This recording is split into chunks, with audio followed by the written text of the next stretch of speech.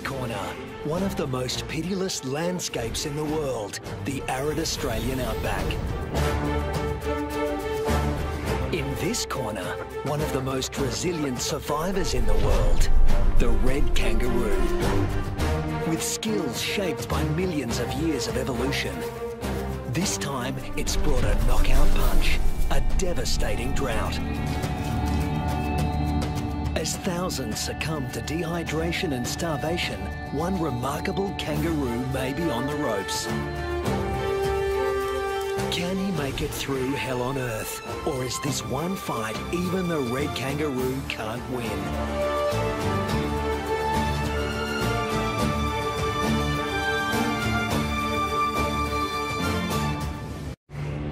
Australia, the oldest continent on the planet. Almost 3/4 of it looks like this. At its centre, it gets 5 inches of rain a year.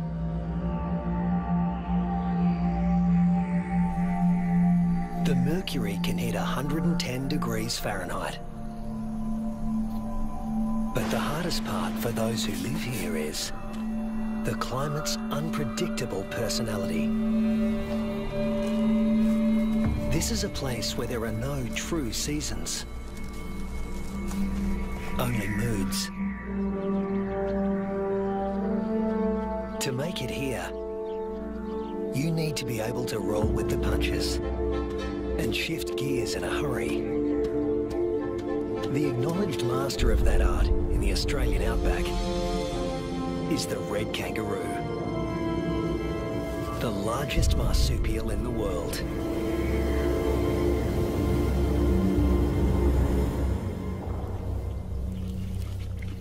This female is pregnant. Red kangaroo females are almost always pregnant. They've evolved to adapt their reproductive systems to the unpredictable whims of the environment.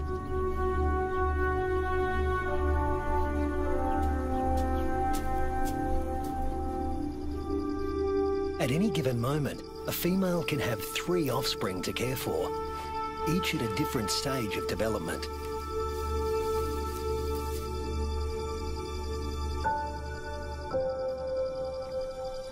This is number 1, the peanut. After 33 days developing in the womb, the newborn emerges as a blind, hairless, pink creature, roughly the size of a peanut. We call him Rusty. There's virtually no sign of the powerful hind legs we all associate with the kangaroo. He uses his arms to make the grueling trek up the belly to his mother's nipple, guided solely by instinct and smell.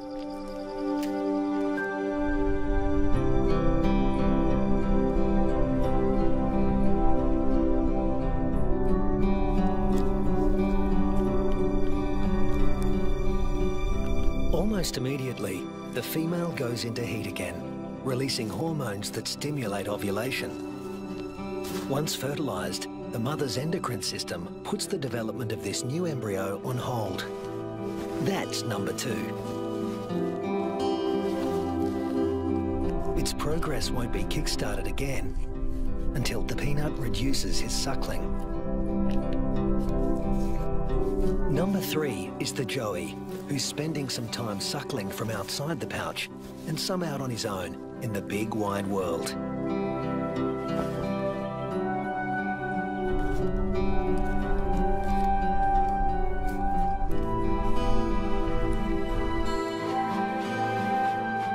The female is a living assembly line of young at various stages of development. But when times are hard, the system has to be ruthless. She will cut off nutrition to the peanut in her pouch, and when it dies, she'll restart the embryo's development to take his place.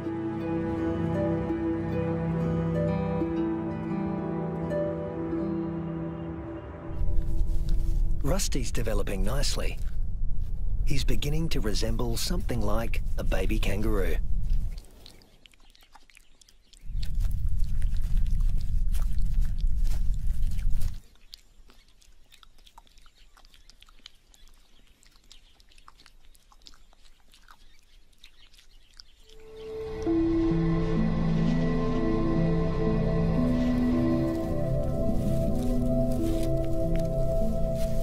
Now 3 months old, he can hear all the sounds of the world he'll soon be inhabiting. It's all so unfamiliar. It's not surprising he'd prefer to stay in the pouch for just a while longer.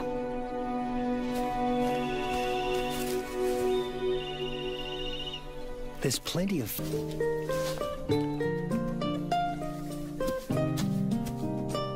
But Rusty's not the only one in the neighbourhood with a serious set of legs. An emu, the biggest native bird in Australia, announces his arrival.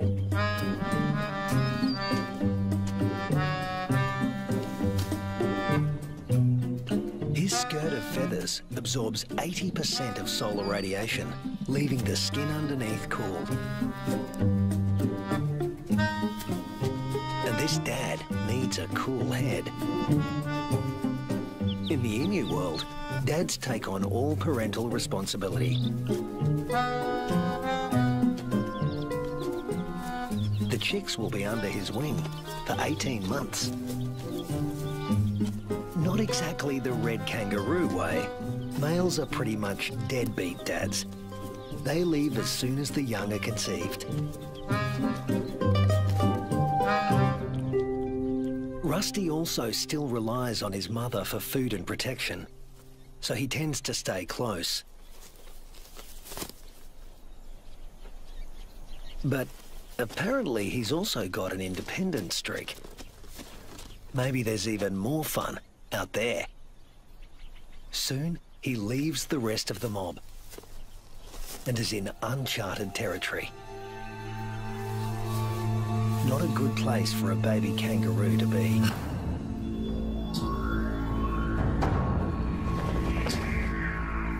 A wedge-tailed eagle, the largest bird of prey in Australia. And it likes to take young kangaroos.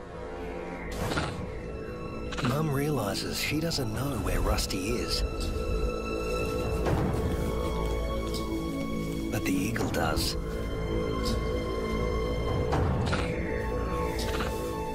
Rusty's big ears and instincts tell him something's not right, but he's too young and inexperienced to know what it is.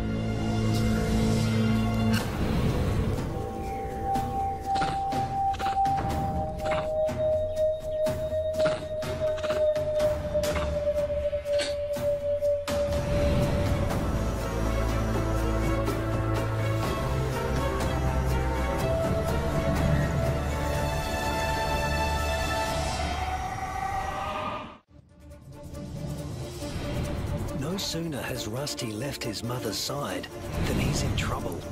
With the bone-crushing power of her talons, the eagle could seize Rusty and drag him to his death. But suddenly, there's a flurry of panicked activity nearby. A rabbit is running for its life.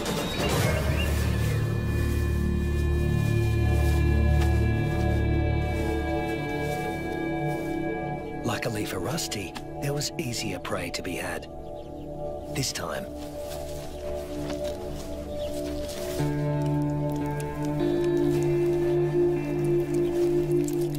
red kangaroos and wedge-tailed eagles share the same territory. And when the eagle has a chick to feed, the hunting never stops. More than 10% of the eagle's diet is kangaroo.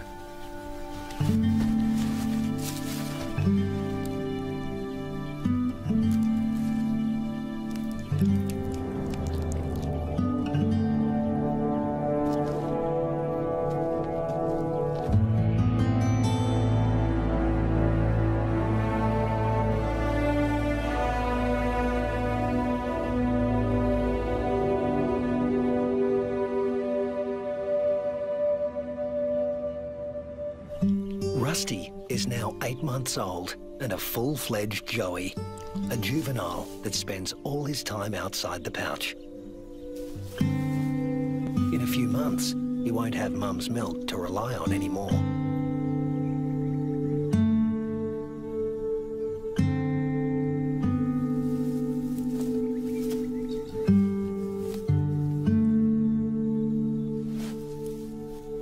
brother will start tapering off his milk supply because there's another bun in the oven and it needs the nutrition. Mum's body now produces two totally different types of milk. A more dilute one for his tiny sister and a richer one for him. Each dispensed from its own nipple.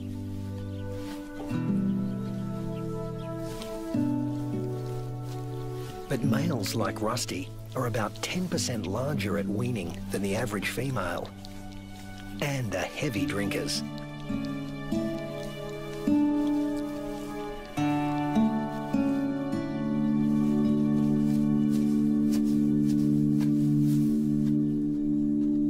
This is the kangaroo version of tough love.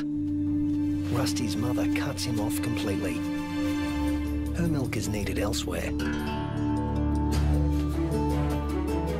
Rusty is off to explore his wider world.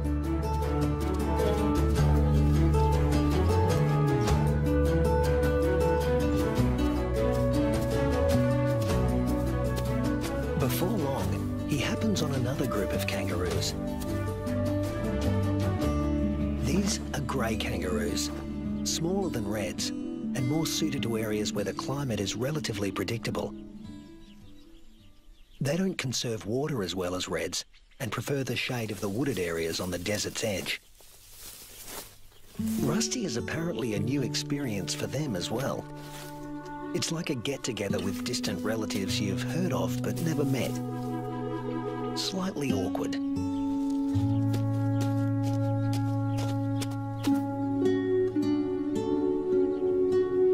And here comes another branch of the family, wallaroos. Marsupials somewhere between red kangaroos and wallabies in size, who frequent the rocky outcrops looking for shade and water. If you live in a desert, water is a treasure, and its presence is never guaranteed. With no true seasons in this part of Australia, the only certainty is unpredictability. A waterhole is a gift from the heavens for many creatures. Emus, reds and wallaroos all gather to drink. But the relentless sun is turning the mud around the waterhole into clay, laying traps for the unwary. Rusty is not driven by the same intense thirst as his grey cousins. Reds have a kind of super kidney, which concentrates their urine, so they hold on to more water. While the greys have to drink more regularly. Their thirst sometimes drives them to unwise decisions.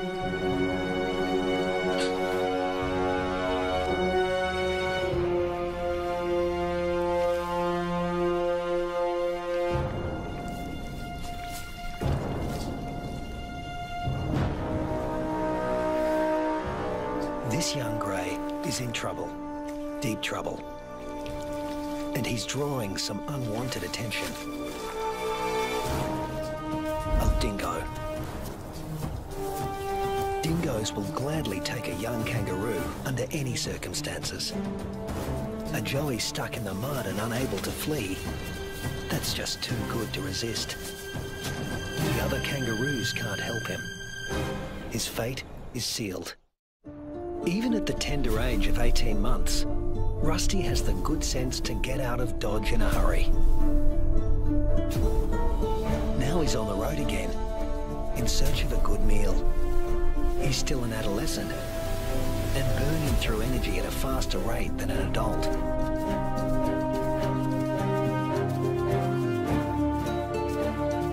Kangaroo mobs can number in the hundreds, but this one is relatively small.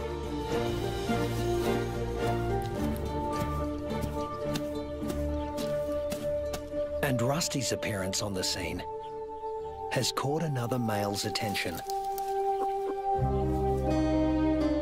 They're around the same size and the same age, perfect sparring buddies. Game on. But But this isn't a life or death battle.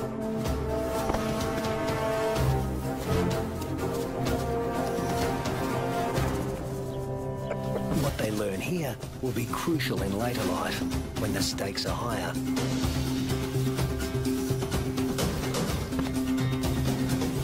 Long arms for wrestling win fights, and females want winners.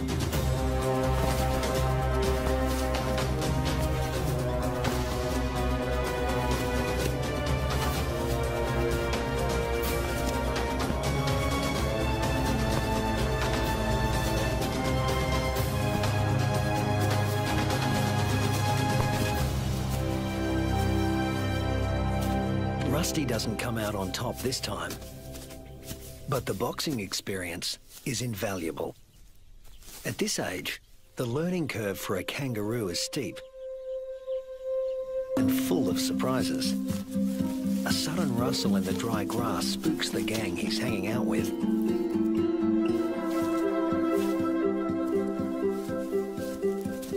But Rusty's the curious type. A shingle-backed lizard, heavily armoured and with a thick tail that looks a lot like its head. Thus its other name, the two-headed skink.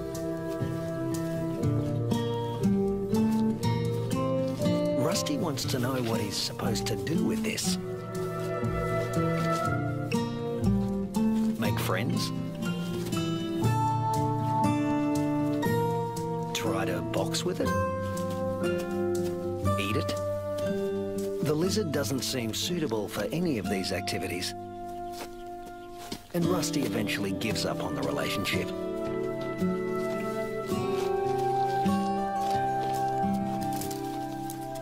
This part of the Central Australian outback has been hot and dry for weeks. The plants have been picked clean. When food sources dry up like this, red kangaroos are superbly adapted to survive. Still, even they can't live without water. But something is happening 100 miles away.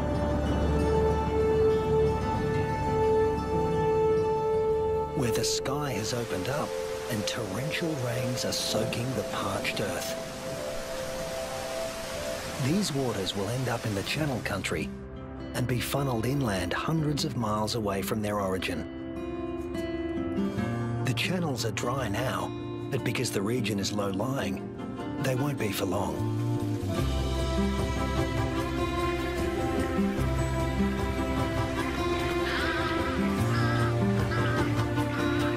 And what was once an arid wasteland begins to revive.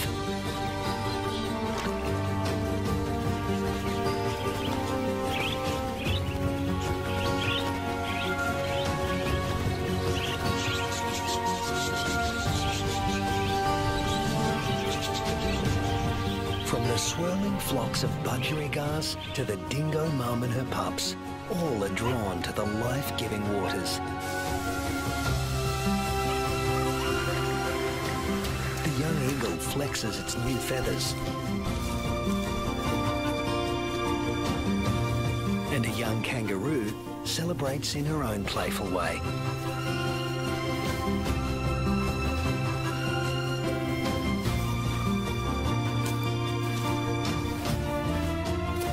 Emus are water guzzlers, and adults can drink up to 4 gallons a day.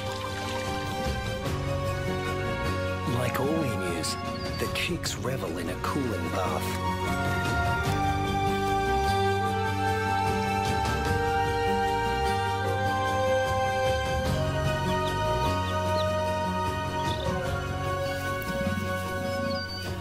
There are some 500,000 emus roaming around the outback, browsing on fruits and seeds.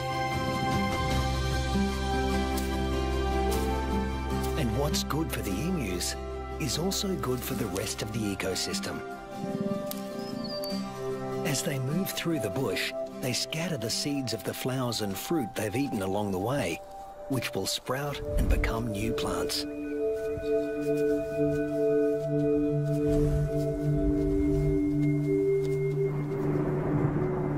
The weeks turn into months. Rusty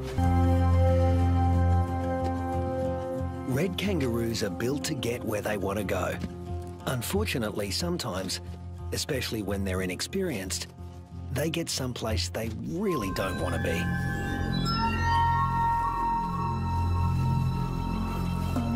The inland taipan is the most toxic snake on Earth. There's enough venom in one bite to kill 100 full-grown men.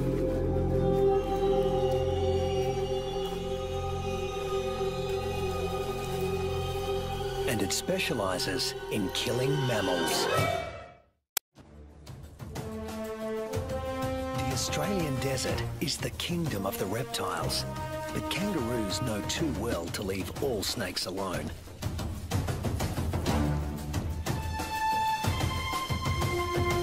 Brown snakes kill more humans than any other snakes in Australia.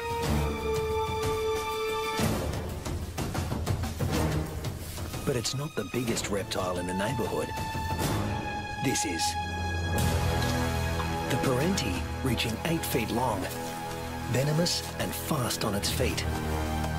A large parenti will eat a small kangaroo. But today, it's got its eye on an eastern brown snake.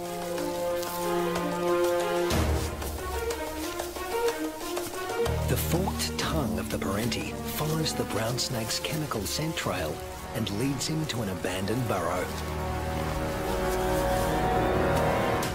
A burrow with only one entrance. With a parenti in the picture, a sanctuary can easily become a death trap.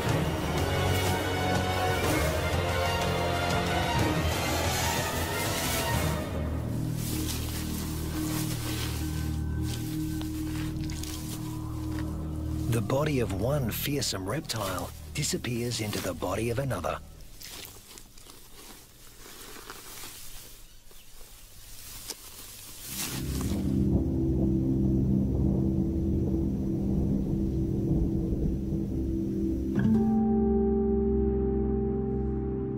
The months roll on, and Rusty has grown in both size and experience. He weighs 150 pounds now and has dozens of sparring matches under his belt. Today, he finds himself with a mob he's met before. The one with the tough male who intimidated him last time.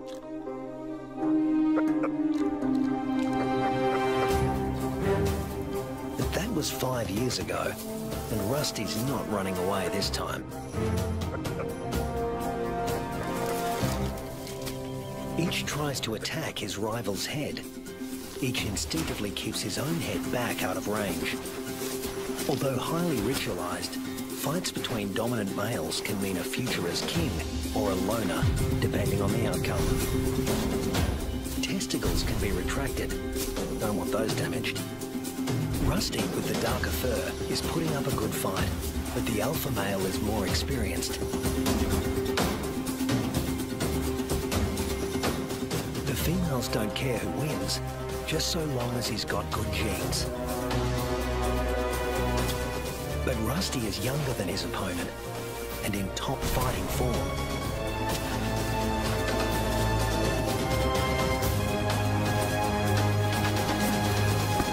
Finally, the king goes down. Now the mob is paying attention.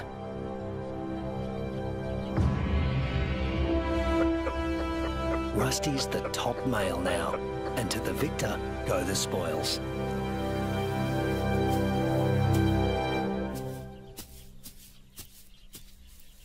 His first choice is this female, though he needs to give her urine the sniff test to make sure she's ovulating.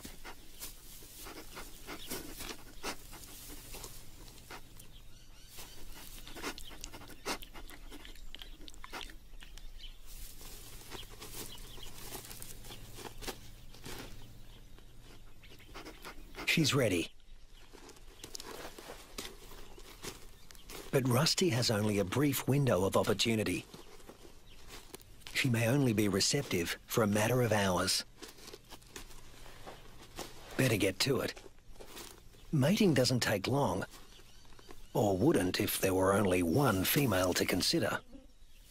But Rusty's got miles to go before he sleeps. He's King Kangaroo now, and in addition to regular mating duties, he'll have to fend off other young roos who'd like to knock him off his throne, just as he did his predecessor. But that's not all Rusty has to worry about. The temperature is soaring and the land is drying out. Evaporation is sucking the life out of everything, flora and fauna alike. You can never tell when the weather will change, only that it will. And that's the origin of some of the red kangaroo's most amazing adaptations. They're masters of heat regulation.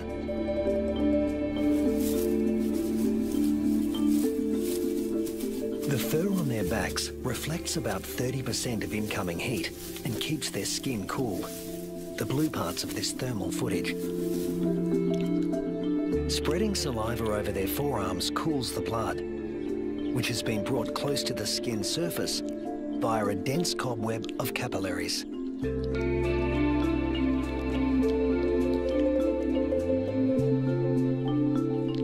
With temperatures simmering above 100 degrees for over a week, a third of the males have already become infertile.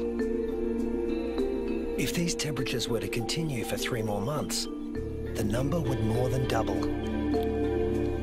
Reds defend their sperm by licking their scrotums to keep them cool. And in contrast to their battle strategy of retracting the scrotum, males let their testicles hang way down below their overheated trunks, keeping them about 7 degrees cooler than at their cores. The sand, even a few inches down, is cooler than at the surface. Red kangaroos dig until they reach cooler soil, and then,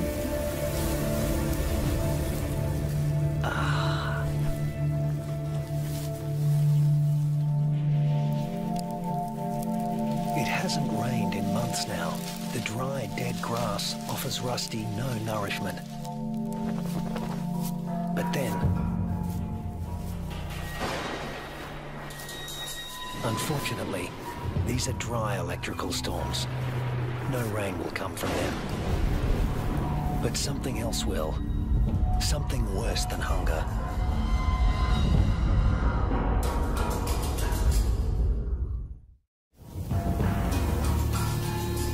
Lightning has ignited the dry grass of the outback.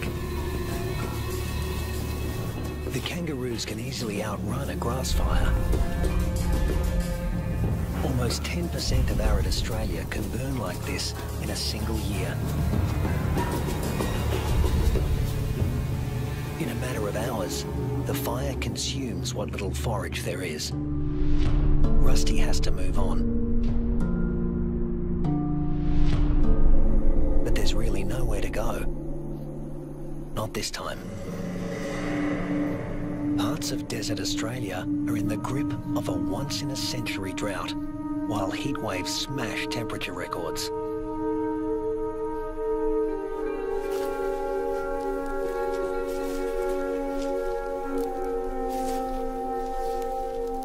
Nothing that lives here has ever experienced anything like it, Rusty included.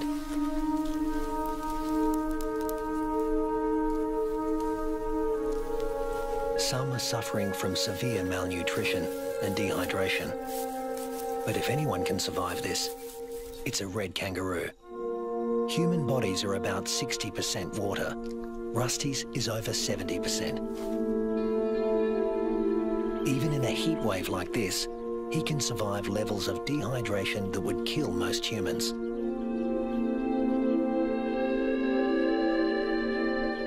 Reds only sweat when they're on the move. At rest, they pant, which uses less water than sweating. Raising their breathing rate to over 200 breaths a minute reduces their deep body temperature and cools their brains. And of course, they cover their limbs in cooling saliva. But there's a price to pay. Licking uses up precious water. If the drought continues much longer, this form of cooling will be too costly. The kangaroos stay under whatever shade they can find. When times get this tough, females switch off their milk supply. Maternal instinct is strong, self-preservation is stronger. Unweaned offspring outside the pouch are the first to die, and the young in the pouches are next.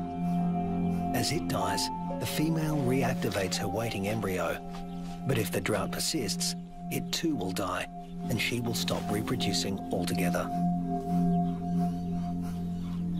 Even Rusty, one of the strongest, is in trouble. In these conditions, the males are the first to succumb, especially the largest, who, like Rusty, need more food.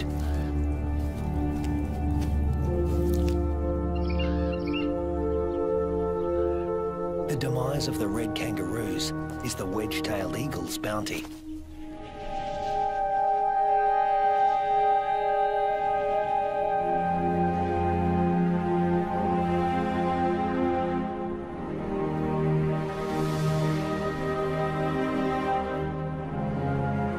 And it's not just the kangaroos that are suffering. The drought is taking its toll everywhere. Predators turn on each other to protect a tiny piece of rancid meat.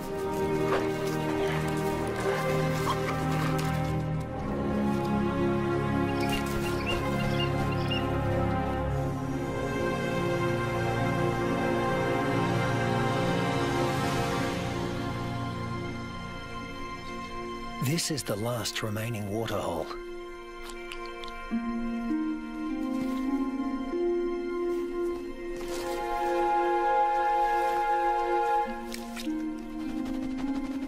It's stagnant and salty. Ordinarily, the animals would never drink this water.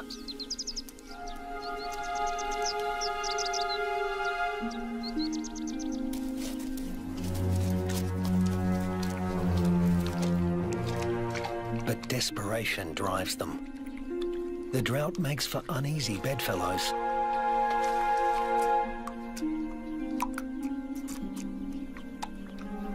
This is a sign of things to come. Heat waves in Australia are becoming hotter and more frequent.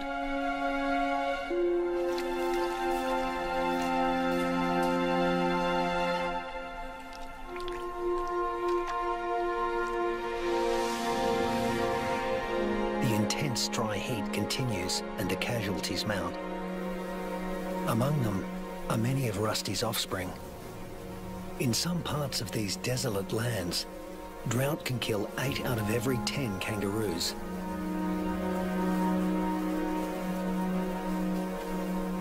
But Australia's desert inhabitants are a resilient bunch. After all, these may have been the hottest temperatures for the last 100 years. But these species have successfully weathered the climate for tens of thousands of years.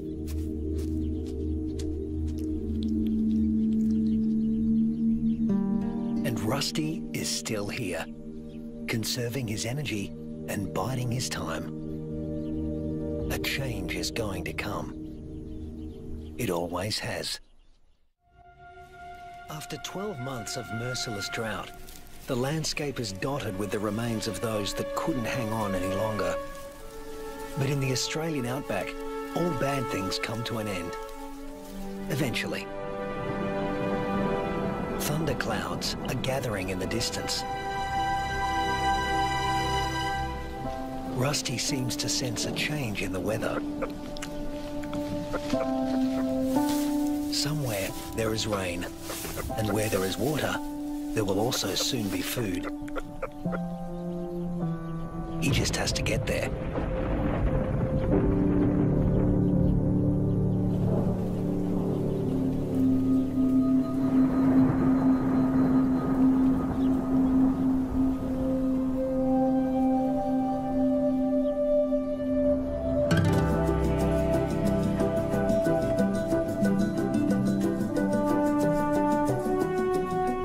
With what remains of his ebbing strength, Rusty heads in the direction of a storm.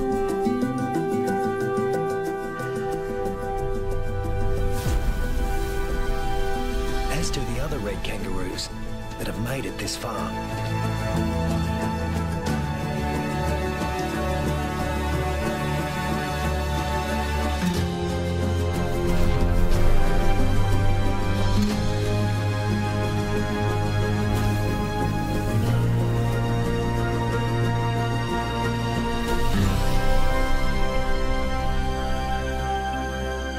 When Rusty reaches the area watered by the storms, he finds a world restored by rain.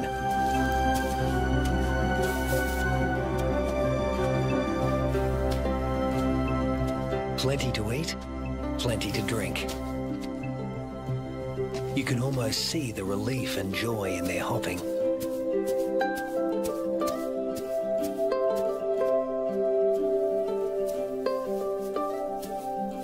They will stay here and take in the nourishment.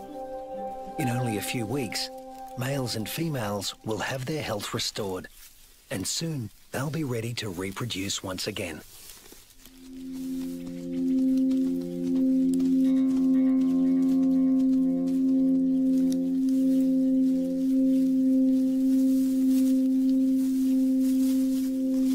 But before that can happen, they have to make it through this. A pack of hungry dingoes.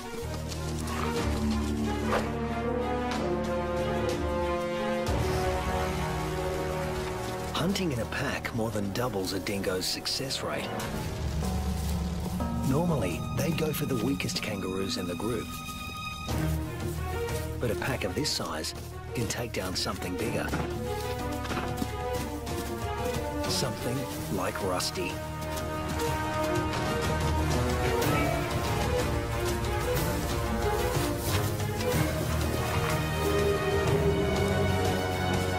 Luckily, his strength is completely restored, and he can travel at full tilt. Rusty doesn't accelerate by bounding faster, but by bounding further. He lengthens his leaps, at times covering 25 feet in a single bound. Once he gets past 10 miles an hour, Rusty rockets along with little extra effort, while the dingo's forelegs need to move ever faster. Now hitting 25 miles an hour, Rusty's only using about half of the energy the dogs are putting in. They have no chance of catching him.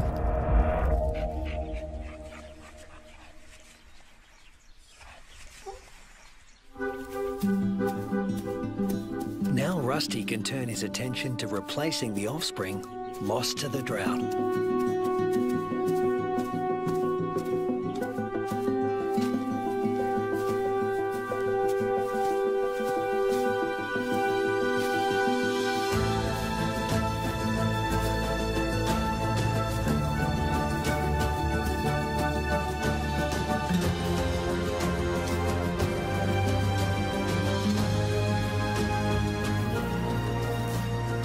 At 200 pounds, powerful, and in the prime of life, there's no question that he's the dominant male of this gang.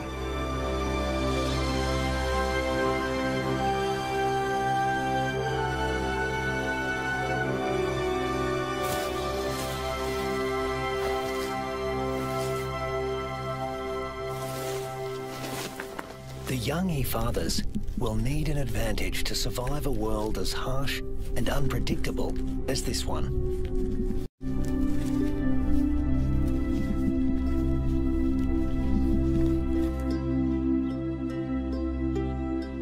What greater advantage could there be than to begin life as the progeny of the undisputed king of the red kangaroo mob?